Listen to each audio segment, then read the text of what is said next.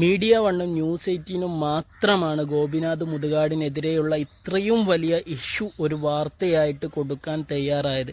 CP Shihab അടക്കം ഒരുപാട് അമ്മമാർ രംഗത്ത് വന്ന് ആരോപണങ്ങൾ ഉന്നയിച്ചിട്ട് പോലും 24, മനോരമ, ഏഷ്യാനെറ്റ്, റിപ്പോർട്ടർ TV തുടങ്ങിയ ജനപക്ഷത്താണ്, നിഷ്പക്ഷമാണ്, സത്യത്തിന്റെ ഭാഗത്താണ് എന്ന് നായ്ക്ക് 40 വട്ടം പറയുന്ന ഈ ചാനലുകളൊന്നും ഒരു മിനിറ്റ് പോലും ഈ ഒരു വിഷയത്തിന് വേണ്ടി കൊടുത്തില്ല, അന്തിച്ചർച്ചയ്ക്ക് എടുത്തില്ല എന്നതറിയുമ്പോൾ ഇവരൊക്കെ പേടിക്കുകയാണോ? അല്ല എന്നുണ്ടെങ്കിൽ ഗോപിനാഥ് മുതുകാടിന്റെ രാഷ്ട്രീയ സ്വാധീനവും പണത്തിന്റെ ഒഴുക്കും കാരണം അയാൾക്കെതിരെ മിണ്ടാതിരിക്കുകയാണോ എന്നുള്ളത് ഏതൊരു അന്നം തിന്നുന്ന മനുഷ്യനും മനസ്സിലാക്കിയെടുക്കാവുന്നതേ ഉള്ളൂ. ഏതൊരു തമാശകളും ഏതൊരു അടിസ്ഥാനമില്ലാത്ത കാര്യങ്ങളും ന്യൂസാക്കി റിപ്പോർട്ട് ചെയ്ത് അതിന്റെ ഉറവിടം തേടി പോകുന്ന ഈ ന്യൂസ് ചാനലുകൾ എന്തുകൊണ്ട് ഇതിനെതിരെ ഒരു മിനിറ്റ് പോലും ചെലവഴിക്കാൻ തയ്യാറാവുന്നില്ല?